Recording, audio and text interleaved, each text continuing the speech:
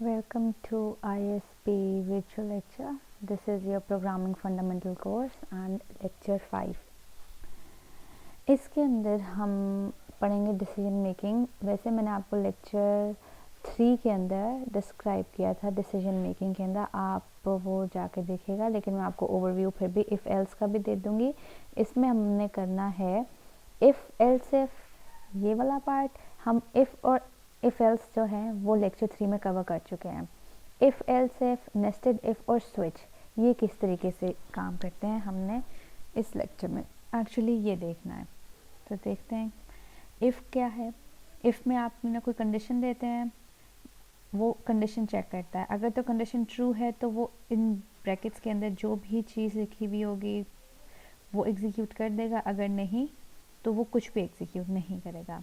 If else में क्या होता है कि आप एक कंडीशन देते हैं, अगर कंडीशन ट्रू है तो इन ब्रैकेट्स वाली चीज़ जो भी लिखी होगी, इसमें जो भी पीस ऑफ कोड या सिंटैक्स या कोई भी स्टेटमेंट लिखी होगी या कोई भी कैलकुलेशन लिखी होगी वो इसे एग्जीक्यूट करेगा। अगर तो ये कंडीशन फॉल्स होती है तो वो एल्स में आ जाएगा और एल्स के अंदर जो भी इधर पे कोड या जो भी कंप्यूटेशन लिखी है वो ये प्रिंट करेगा। ये तो हमने पिछले 3rd लेक्चर में काम कर लिया था। एक्चुअली अब हमने ये देखना है इफ़ एल्स इफ क्या होता है। अगर आपके पास एक से ज़्यादा कंडीशन है तो फिर क्या करना है, आपने क्या करना है, आपने इफ़ के अंदर अपनी कंडीशन फर्स्ट चेक करनी है। अगर तो कंडीशन ट्रू है, जैसे इस केस में मैंने आपको इन केस में बताया था, तो आपने इसे एग्जीक्यूट कर देना है।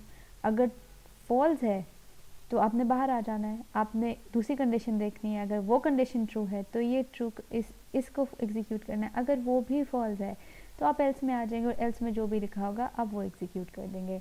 तो अगर आपके पास मल्टीपल कंडीशंस हैं और आपने वो चेक करनी है तो आप इफ़ एल्स इफ यूज़ करते हैं। तो उसका कीवर्ड इफ़ होगा, एल्स इफ होगा। आप इसमें जितने एल्स इफ लगाना चाहिए ये आपकी कंडीशन पर डिपेंड करता है, जितनी ही कंडीशन आपको गिवन है और आपने चेक करनी है, और आखिर में आपका एल्स होगा। नेस्टेड इफ एल्स क्या होता है, इफ़ के अंदर आप मल्टीपल कंडीशंस चेक करें। यहाँ तो आपने एक इफ़ के अंदर और कोई कंडीशन चेक नहीं की, इसके बाहर एक और कंडीशन चेक कर रहे हैं।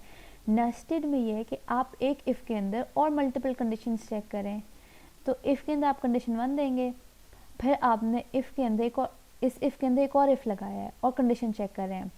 आगे मैं आपको एग्जांपल से समझाऊंगी कि ये कैसे वर्क करता है। ये मैं आपको ऊपर बहुत हाई लेवल व्यू दे रही हूँ कि आपने इफ़ के अंदर एक और इफ़ लगाया है और फिर एल्स लगाया है। आप जितने एल्स इफ़ इसमें भी लगाना चाहते हैं ये आपकी मर्ज़ी। आप एक कंडीशन के अंदर और भी कंडीशन चेक कर सकते हैं। ये तो ये है ना कि आपने एक कंडीशन चेक की, दूसरी की, तीसरी की।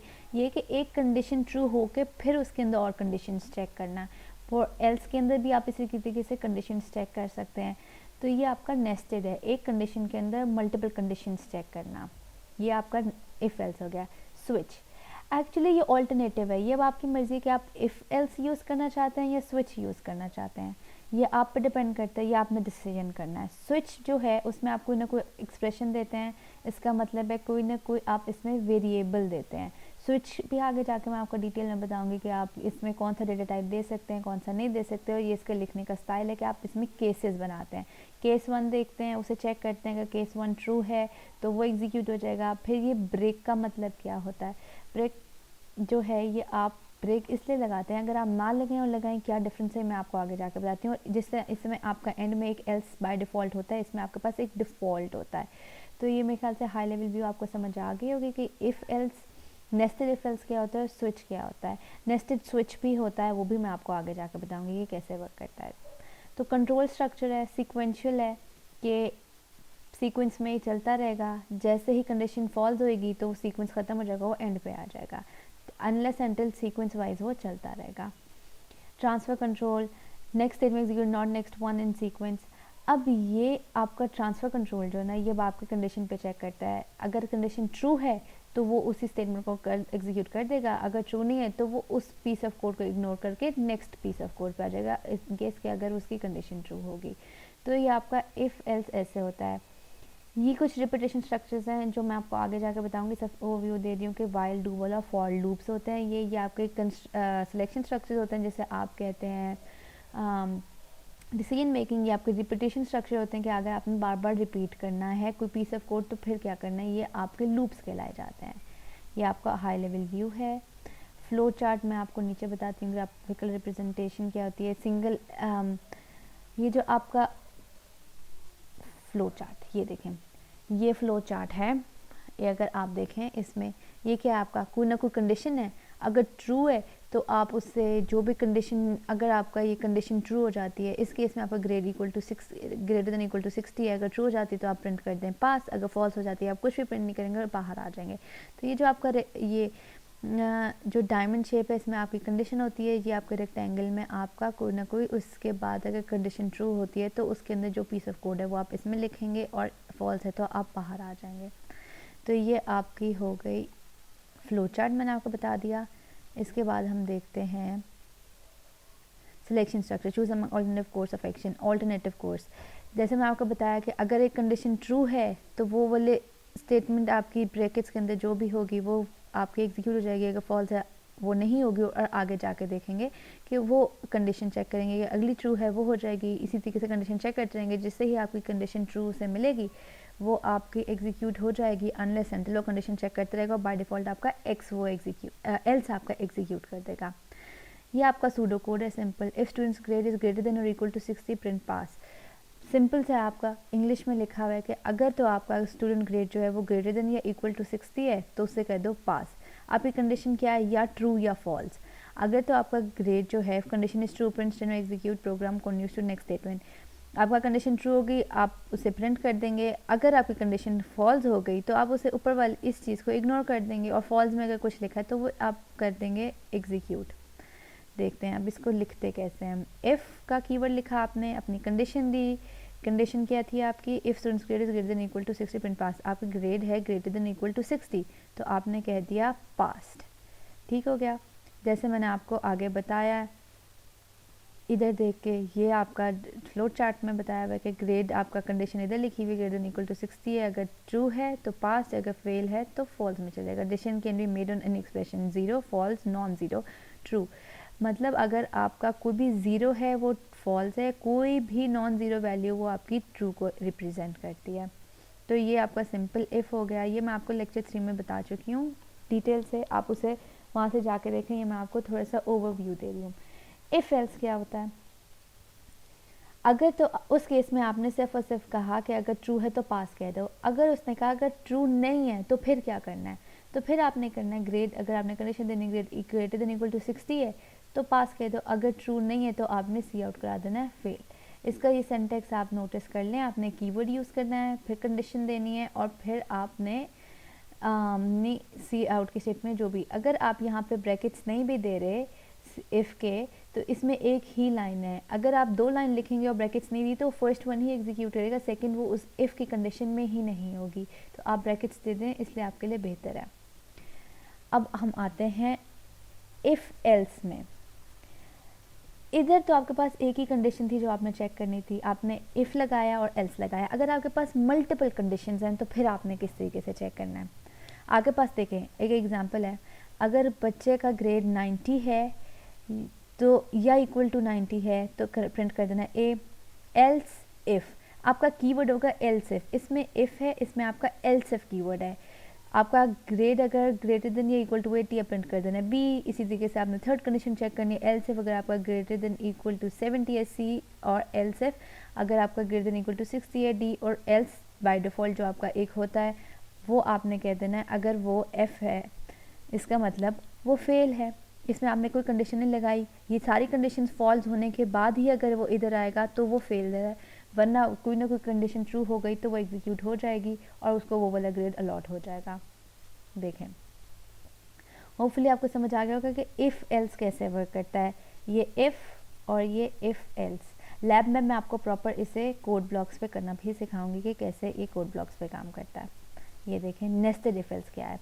ये तो आपके पास मल्टीपल कंडीशंस हैं, आपने डिफरेंट इफ़ और एल्स की स्टेटमेंट्स लगाए, एल्स इफ लगा के हमने चेक कर दिया। अगर आपके पास एक कंडीशन इफ़ की है और उसके अंदर मल्टीपल कंडीशंस आपने चेक करनी है तो इसे कहते हैं नेस्टेड।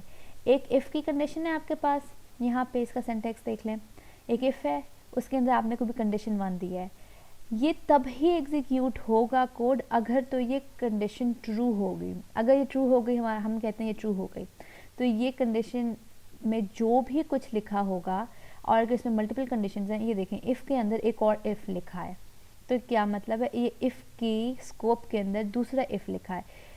कंडीशन 2 दी हुई है उसने, अगर तो ये कंडीशन ट्रू हो गई वो अंदर आएगा, इस कंडीशन को चेक करेगा, अगर ये कंडीशन ट्रू है तो ये इसे एग्जीक्यूट करेगा, अगर ये फॉल्स है तो इसे एग्जीक्यूट नहीं करेगा, वो इफ से बाहर आ जाएगा।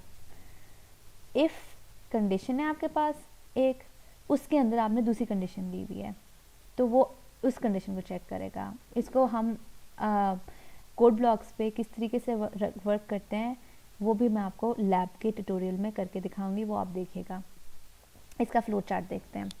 या आपने स्टार्ट किया यहाँ से, आपने इफ़ की कंडीशन दी, ठीक है, अगर तो आपकी इफ़ की कंडीशन ट्रू हो गई है तो आप वो एग्जीक्यूट करेंगे, अगर फॉल्स हो गया वो नेस्टेड इफ़ में चला गया, नेस्टेड इफ़ की ट्रू हो गई है तो वो उसको एग्जीक्यूट करेगा, अगर फॉल्स हो गई है तो इफ़ नेस्टेड एल्स की बॉडी से बाहर आ जाएगा, और इफ़ के बाद जो कुछ भी लिखा होगा, इस नेस्टेड इफ़ एल्स के बाद जो कुछ भी लिखा होगा वो उसे एग्जीक्यूट करेगा और एग्जिट हो जाएगा। ये आपका हाई लेवल व्यू है। ये एक एग्जांपल है, आप देख लें किस तरीके से वर्क कर रही है। ये नेस्टेड इफ़ एल्स को बता रही है कि कैसे, ये आप इंट मेन से शुरू करें। आपने एक इंटीजर लिया है, आपने एक वेरिएबल लिया है इंट टाइप का, उसे आपने कह दिया 10, आपने कंडीशन दी है इफ़ आई इक्वल 10, इस केस में जो कि है तो वो ट्रू है, वो चेक करेगा। अब एक इफ़ के अंदर आप दूसरा इफ़ लिख रहे हैं, ये इसका मतलब है आपका नेस्टेड इफ़ है, ये आपका फर्स्ट इफ़ स्टेटमेंट है नेस्टेड इफ़ की। वैसे आपकी फर्स्ट ये थी लेकिन नेस्टेड इफ़ की फर्स्ट ही है। उसमें क्या किया, उसने कहा है if I is less than 10, देखें आई हमारा 10 है जो कि लेस देन 15 है, ट्रू है, तो इसका मतलब है हमारा क्या हो जाएगा, ये प्रिंट हो जाएगा I is smaller than 15। Nested if की नेक्स्ट स्टेटमेंट जो है हमारी, इफ़ ये ट्रू हो गई है, ये एग्जीक्यूट हो गई है। ये आप देख लें, मैंने बैक स्लैश से दिए हुए कमेंट्स हैं, ये एग्जीक्यूट नहीं होते आपके कोड ब्लॉक्स में, ये सिर्फ आपकी अपनी अंडरस्टैंडिंग के लिए आप कमेंट्स लिख लेते हैं, ये बेहतर है, ये अच्छी प्रैक्टिस है, आप भी लिखा करें। If I is less than 12, पहले उसने चेक किया if I is less than 50, सबसे पहले कंडीशन उसने चेक की कि आई इक्वल टू 10 है, वो ट्रू है, वो 10 है। फिर उसने चेक किया if I is less than 15, वो भी ट्रू है, उसने एग्जीक्यूट कर दी। उसने कहा if I is less than 12, इस केस में वो भी ट्रू है, तो उसने कह दिया आई स्मॉलर देन 12 टू 15 भी ट्रू है थी, 12 भी ट्रू थी। अगर वो फिर एल्स में आएगा आई इज़ ग्रेटर देन 15, अगर तो ये स्टेटमेंट फॉल्स हो जाती इन केस, तो वो इस सब में से किसी को भी एग्जीक्यूट ना करता, वो इसको एग्जीक्यूट करता, वो देखता है इसको भी एग्जीक्यूट ना करता, वो इधर एल्स पे आ जाता, जैसे हमने बताया इफ़ एल्स वर्क करता है। इसी तरीके से नेस्टेड इफ़ एल्स वर्क करता है, इफ़ के अंदर एक कंडीशन के अंदर डिफरेंट कंडीशंस चेक करना, तो वो एल्स की ब्लॉक में आ जाएगा आई इज़ ग्रेटर देन 15, तो वो ये कह देगा कि हमारा आई जो है वो 15 से बड़ा है और रिटर्न 0। होपफुली आपको समझ आ गया होगा कि हमने क्या किया है, एक कंडीशन के अंदर मल्टीपल कंडीशंस चेक किए हैं। तो ये था आपका इफ़ एल्स, आपका सिंपल इफ़ और एल्स के एक कंडीशन फॉल्स हो जाती है तो आप एल्स के ब्लॉक में चले जाते हैं। फिर मैंने आपको बताया कि मल्टीपल कंडीशंस कैसे चेक करनी है, एक इफ़ लिखेंगे, उसके बाद आप मल्टीपली एल्स इफ़ चेक करते रहेंगे, जैसे आपकी कंडीशन फॉल्स होगी तो वो डायरेक्ट एल्स पे आ जाएगा।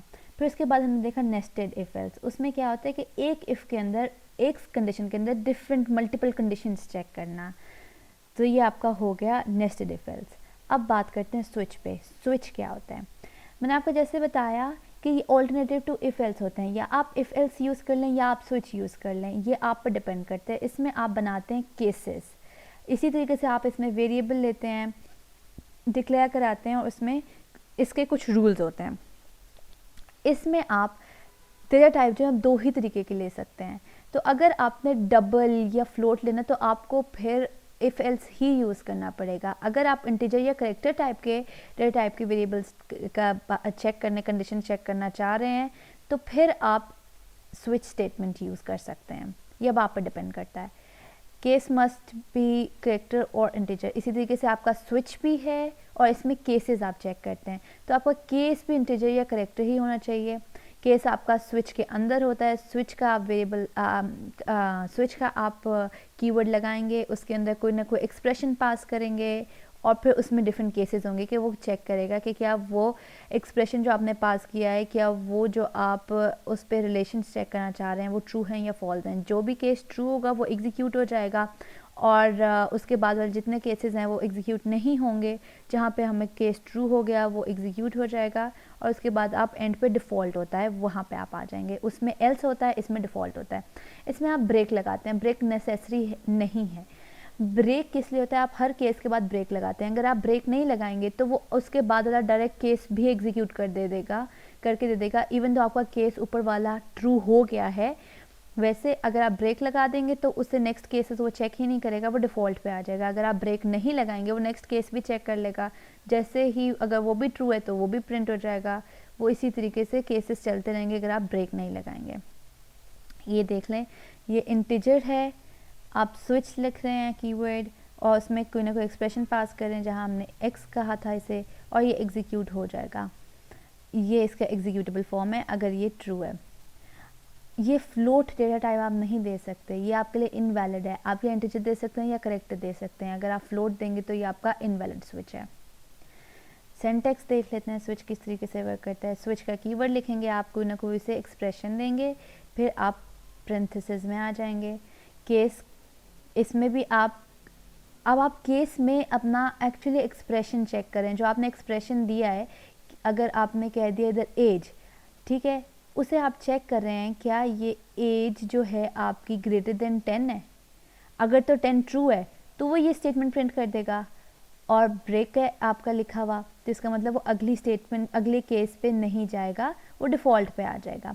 अगर तो आपका ब्रेक नहीं लिखा तो वो ये भी प्रिंट करेगा, वो अगला केस भी देखेगा, उसको भी देखेगा। अगर एज है 20 तो वो इस स्टेटमेंट को भी प्रिंट कर देगा। जब तक आप ब्रेक नहीं लगाएंगे वो सारे केसेस चेक करता रहेगा। तो ब्रेक लगाना इसलिए है कि अगर आपने एक केस ही चेक करना है तो अब आप ब्रेक लगा देंगे, और अगर कोई भी केस ट्रू नहीं है तो वो डिफ़ॉल्ट पे आ जाएगा। डिफ़ॉल्ट पे जो भी स्टेटमेंट लिखी होगी आपकी वो एग्जीक्यूट करेगा।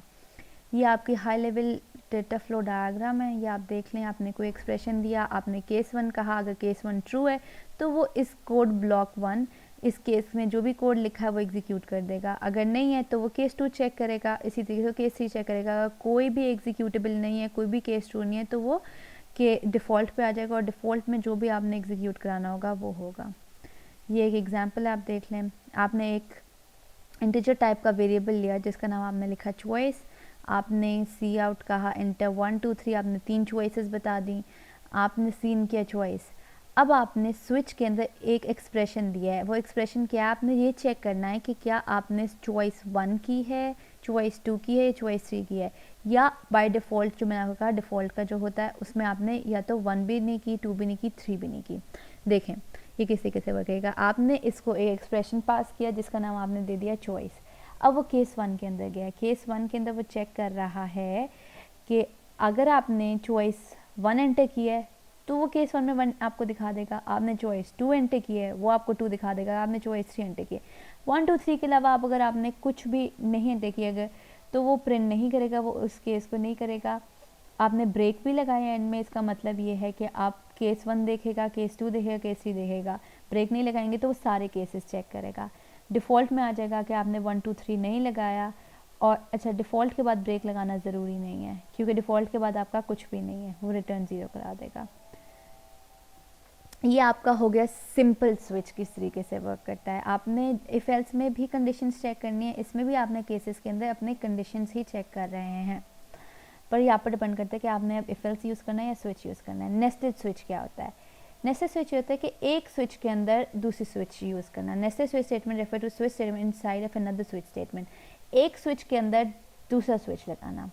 ये देखें, इसकी एग्जांपल मैं आपको करा देती हूँ। ये क्या होता है, आपने 2 वेरिएबल लिए, एक एज का एक मार्क्स का। आपका ये आउटर स्विच है। इस स्विच के अंदर आपने एज का एक्सप्रेशन, एज का वेरिएबल पास किया। आपने कहा अगर तो एज 1 है तो केस 1 पे आ जाओ, अगर तो ट्रू है, जो कि ट्रू है इस केस में हमारा एज 1 ही है, इक्वल 1 है, तो ये नेस्टेड स्विच एक और स्विच लगाया कि मार्क्स, अगर उसकी एज 1 है तो मार्क्स भी दिखाओ कि मार्क्स प्रिंट करके दिखाए वो। अगर वो एज 1 है उसका तो फिर बताना है स्विच के अंदर। अगर तो उसके मार्क्स भी इक्वल 20, आपने मार्क्स का वेरिएबल यहाँ पे एक्सप्रेशन पास किया, मार्क्स हमारा 20 है जो कि इस केस में ट्रू है, तो उसका आ जाएगा एज 1 मार्क्स 20 ब्रेक। अगर मार्क्स 20 नहीं है तो मार्क्स 30 ब्रेक। इस तरह आप करते जाएं और इन दी एंड आप ये जब तक आप इस मार्क्स के अंदर स्विच देखना चाहते हैं, जिधर तक जाना चाहते हैं, आप मार्क्स के केसेस लगाते जाएं। आपका वैसे ये केस इस केस में इस एग्जाम्पल में ये वाला केस एग्जीक्यूट होगा क्योंकि आपका मार्क्स 20 है और आपने ब्रेक कर दिया है बस, तो ये यहाँ तक एग्जीक्यूट होगा, वो आगे केसेस चेक भी नहीं करेगा। ये आपका यहाँ पे नेस्टेड स्विच के अंदर एक और स्विच जो है वो ख़त्म हो गया। आपने कहा अगर एज 4 है तो केस में आप ये लिख दो कि चॉइस 4 है, अगर एज 5 है चॉइस 5 है, अगर आपने कहा डिफ़ॉल्ट है तो एज आपकी जो है वो 1 2 3 4 5 की कोई नहीं है। हमारे केस में क्योंकि एज हमने 1 कही थी तो वो यही एग्जीक्यूट करेगा, वो आगे एग्जीक्यूट नहीं करेगा, वो रिटर्न कर देगा। अगर आप एज यहाँ पे 2 कहते हैं तो वो एज इक्वल 2 नहीं है, वो इसको पूरे केस 1 को इग्नोर कर देगा, वो सीधा ही इस केस पे आ जाएगा, वो चेक ही नहीं करेगा क्योंकि आपकी कंडीशन ही फॉल्स हो गई है। अब मेरे ख्याल से आपको इफ एल्स समझ आ गया होगा, नेस्टेड इफ एल्स समझ आ गया होगा, स्विच समझ आ गया होगा, नेस्टेड स्विच समझ आ गया होगा। स्विच का आपका कुछ चीज़ें हैं जो आपने दिमाग में रखनी कि आप उसमें सिर्फ और सिर्फ 2 डेटा टाइप देख सकते हैं, या तो इंटीजर या करेक्टर। इसके अलावा आप कोई और डेटा टाइप का होगा तो आपको वो इफ एल्स से ही करना पड़ेगा। और स्विच के अंदर, सिंपल स्विच के अंदर आप केसेस लगाते हैं, ब्रेक करते हैं अगर आपने एक केस पे ख़त्म करना है। अगर आपने एक केस पे नहीं ख़त्म करना, आपने अगले केसेस भी उसी तरीके से एग्जीक्यूट करने हैं तो आप ब्रेक नहीं लगाएंगे, वो बाय डिफ़ॉल्ट सारे केसेस चेक करता जाएगा, वो एंड वाली लाइन पे आ जाएगा। और अगर आप ब्रेक लगा देंगे तो वो आप जो भी केस एग्जीक्यूट करना चाहते हैं सिंपल वही केस एग्जीक्यूट होगा। नेस्टेड स्विच में क्या होता है कि आपके एक स्विच के अंदर दूसरा, एक कंडीशन के अंदर दूसरी कंडीशन चेक कर रहे हैं, जिस तरीके से हम नेस्टेड इफ एल्स में कर रहे थे कि एक कंडीशन के अंदर मल्टीपल कंडीशन चेक कर रहे हैं। नेस्टेड स्विच में भी यही है कि आप एक कंडीशन में मल्टीपल कंडीशंस फिर चेक कर रहे हैं। अब हम इसकी प्रैक्टिस लैब 4 के ट्यूटोरियल में करेंगे, आप वो भी ज़रूर देखिएगा। होपफुली आपको ये समझ आ गई होगी।